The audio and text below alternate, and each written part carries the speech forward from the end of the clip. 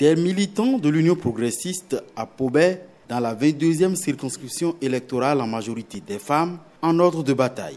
À quelques semaines de l'ouverture officielle de la campagne électorale pour les législatives du 28 prochain, la Ligue des femmes progressistes de la commune de Pobé a décidé de former ses membres des différents arrondissements de cette commune. Toutes les femmes nous demandaient, mais quand est-ce que nous allons sortir? Quand est-ce que vous allez nous former sur les tests fondamentaux du parti, sur tout ce qui se fait au sein de ce grand parti déjà?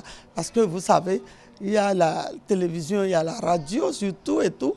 Les femmes écoutent ce qui se passe, mais concrètement, elles se demandaient pourquoi leurs leaders ne viennent pas les former pour savoir. Et vous savez, ce qui nous attend dans quelques jours, il faut venir mettre l'accent sur ce qui va se passer dans quelques jours. L'événement attendu reste législatif de la fin de ce mois. Un rendez-vous important de l'histoire politique du pays à la faveur duquel il faudra convaincre l'électorat avec des argumentaires pointus au-delà des idéologies. Pour la Ligue des femmes progressistes de Pobé, la mise en œuvre du PAG dans le département du Plateau en général et particulièrement dans la commune de Pobé pourrait servir d'inspiration. Aujourd'hui, la commune de Pobé est devenue la préfecture du département du Plateau. Donc c'est vraiment quelque chose qui nous a fait beaucoup plaisir.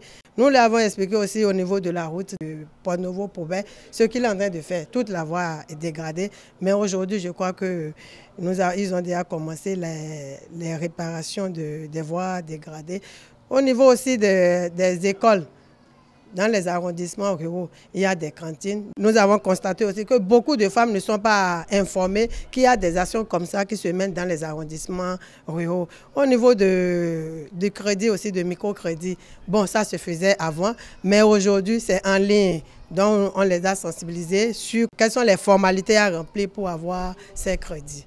C'est clair donc que les femmes de l'Union progressiste à Pobé semblent mieux armées pour la bataille du 28 avril prochain.